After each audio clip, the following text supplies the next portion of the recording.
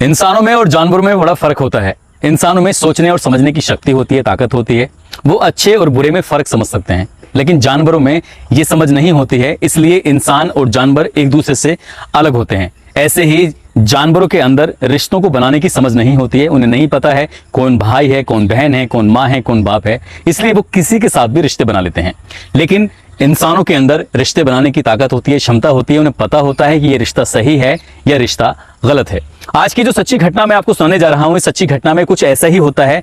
एक लड़के ने और एक लड़की ने एक ऐसे रिश्ते को जन्म दिया जिस रिश्ते को ना समाज, ना परिवार, ना कानून कोई भी इजाजत नहीं देता है।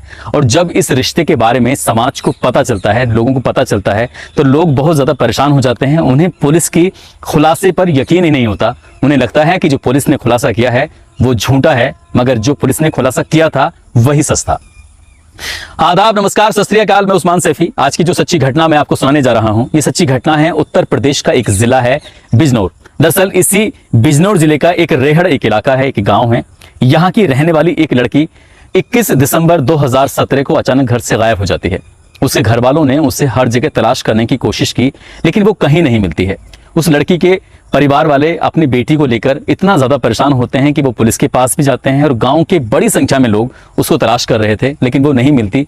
लगभग 24 घंटे बीतने के बाद पुलिस का घर वालों के पास फोन पहुंचता है कि तुम्हारी बेटी जिम नेशनल कार्बेट पार्क है, उसके सीमा से बिल्कुल लगी हुई उसकी लाश पड़ी हुई है।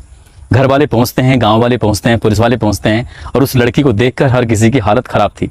दरअसल उस लड़की को पुलिस ने कब्जे में लिया और कब्जे में लेने के बाद पोस्टमार्टम कराया। जब पुलिस ने उसका पोस्टमार्टम कराया तो पोस्टमार्टम से पता चलता है कि उसने कुछ जहरीला पदार्थ खाया था, साथ ही किसी ने उसका गला घोंटकर उसकी हत्या कर दी है।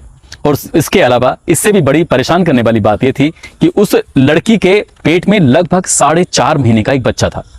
अभी उसकी शादी नहीं हुई थी। ये बच्चा किसका था, बस यही एक सवाल था जो लोगों को परेशान कर रहा था। जब लोगों को परेशान कर रहा था तो घर वाले क्या, परिवार क्या, रिश्तेदार, समाज, सभी लोग यही जानना चाहते थे कि आखिरकार इस लड़की के, जिसका नाम है नमिता कौर, उसके पेट में किसका बच्चा पल रहा था। घर वाले परेशान थे। पुलिस वाले इस मामले की जांच पड़ताल में जुट जाते हैं और लगभग पुलिस ने 20 से ज्यादा लोगों को हिरासत में लिया। उनसे पूछताछ की। सभी लोगों से जब पूछताछ कर रहे हैं तो कोई ऐसा सबूत नहीं मिलता है जिसके आधार पर ये कह सकें कि इन्होंने इसको जहर दिया है और जहर देने के बाद इसका गला घोंटकर इसकी हत्या कर दी है। अब पुलिस वाले अपनी जांच पड़ताल में लगे हुए थे, तभी एक बच्चा पुलिस वालों के पास आता है और आकर कहता है कि अंकल, आप जिसको तलाश कर रहे हैं इनमें नहीं है बल्कि कोई और है। पुलिस वाले उस बच्चे की बात को शुरू में गंभीरता से नहीं ले रहे थे, लेकिन उस बच्चे ने जो बताया वो वाकई परेशान करने वाला था, चौंकाने वाला था। बच्चा बताता है कि इसी घर का, इसी फैमिली का एक लड़का है जो बीकॉम फाइनल ईयर का स्टूडेंट है, कमलजीत सिंह उसका नाम है, जो कि एक स्टूडेंट भी है। और उस बच्चे ने, जिसकी उम्र ज्यादा नहीं थी, 8-9 साल के आसपास था, उस बच्चे ने इस नमिता कौर को एक दूसरे के साथ आपत्तिजनक स्थिति में देख लिया था, एक दूसरे के साथ संबंध बनाते हुए देख लिया था। इस रिश्ते के बारे में सिर्फ वो बच्चा जानता था और कोई नहीं जानता था। पुलिस वाले इस लड़के को, कमलजीत को, अपने पूछताछ के लिए बुलाते हैं, क्योंकि ये लड़का कोई और नहीं था बल्कि भतीजा है। दोनों बुआ और भतीजे हैं और बुआ भतीजे के साथ ऐसा रिश्ता है, ये वाकई ये झकझोरने वाली बात थी, परेशान करने वाली बात थी। पुलिस वालों ने घर वालों से, परिवार वालों से, गांव वालों से डरते डराते तो उस लड़के से पूछताछ के लिए अपनी हिरासत में लिया। और जब ये हिरासत में लिया गया था तो इस बात को लेकर गांव वाले शोर मचाने लगते हैं, हंगामा करने लगते हैं, कहते हैं कि ये सब गलत है। पुलिस एक घर परिवार के लोगों पर इस तरह से शक करेगी तो कैसे चलेगा काम, क्योंकि वो जो लड़की है वो गर्भवती होती है 4.5 महीने की।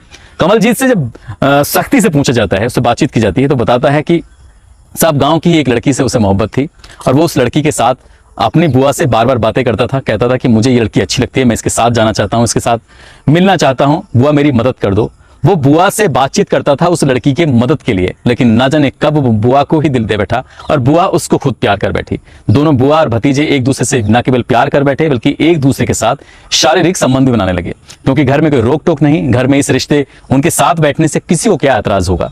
और जब मन करता था तब मिलते थे, बातचीत करते थे, इसलिए किसी ने उनके इस रिश्ते पर कभी शक ही नहीं किया। और कई महीनों से लगातार एक दूसरे के साथ ऐसे ही शारीरिक संबंध बनाते बनाते वो लड़की कब प्रेग्नेंट हो जाती है पता ही नहीं चलता है। और जब उस लड़की को खुद पता चलता है कि वो लगभग 4 या 4.5 महीने की प्रेग्नेंट हो चुकी है, तब वो अपने भतीजे से कहती है कि मैं तुमसे शादी करना चाहती हूँ।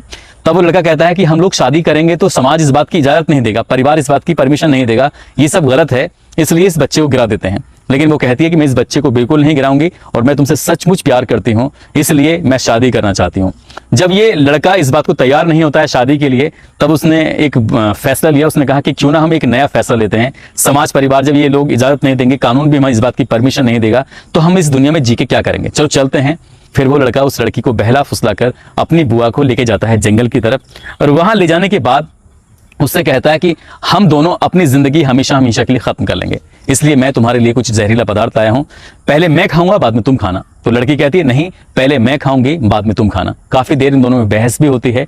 बहस होते होते लड़की जीत जाती है, टॉस करते हैं और टॉस करने पर बुआ का नंबर आता है। हालांकि लड़का यही चाहता था कि बुआ ही खाए, क्योंकि उसने प्लानिंग के साथ ये सब काम किया था। बुआ ने जहरीला पदार्थ खाया और जहरीला पदार्थ खाने के बाद उसकी हालत बिगड़ने लगी, और जब वो हालत बिगड़ रही थी, वो शोर मचा रही थी, तब उसने उसके मुंह में कपड़ा ठूंस दिया, और कपड़ा ठूंसने के बाद उसका गला दबाया और हत्या कर दी। उस लाश को वो वहीं छोड़ देता है और वहां से घर आ जाता है। एकदम नॉर्मल जिंदगी जी रहा था। 24 घंटे से जब ज्यादा का समय हो जाता है, उसकी बुआ नहीं मिलती है। पुलिस को जिस रूप में मिलती है, पोस्टमार्टम से जो खुलासा होता है, और पोस्टमार्टम के खुलासे के बाद जब पुलिस इसको पकड़ती है, इससे पूछताछ करती है, जब ये पुलिस को बताता है, और यही बात जब अखबारों के माध्यम से, सोशल मीडिया के माध्यम से लोगों को पता चलती है, तो लोग इस बात पर यकीन करने को तैयार ही नहीं थे कि एक भतीजा अपनी बुआ के साथ ऐसे रिश्ते में बंधा हुआ था, जिस रिश्ते को न समाज न परिवार कोई भी इजाजत नहीं देता। इसलिए लड़कियां न घर में सेफ हैं न बाहर सेफ हैं। इसलिए लड़कियों को बहुत सारी जिम्मेदारियों का सामना करना चाहिए कि लड़कियों को खासकर अच्छे और बुरे में फर्क समझने की जरूरत है। सरकार के माध्यम से भी, स्कूल कॉलेजों के माध्यम से भी ये बताया जाता है कि गुड टच क्या होता है, बैड टच क्या होता है। इसलिए अगर आपके साथ कोई ऐसी हरकत करता है तो आप ये जरूर पहचान लीजिएगा ये गुड टच है या बैड टच है। दोस्तों, इस घटनाक्रम को सुनाने का उद्देश्य भी आप लोगों को जागरूक करना है, सचेत करना है, ताकि आप अपने भविष्य में किसी भी होने वाली इस तरह की अप्रिय घटनाओं से बच सकें। दोस्तों, अपना ख्याल रखें, सुरक्षित रहें। जय हिंद, जय भारत।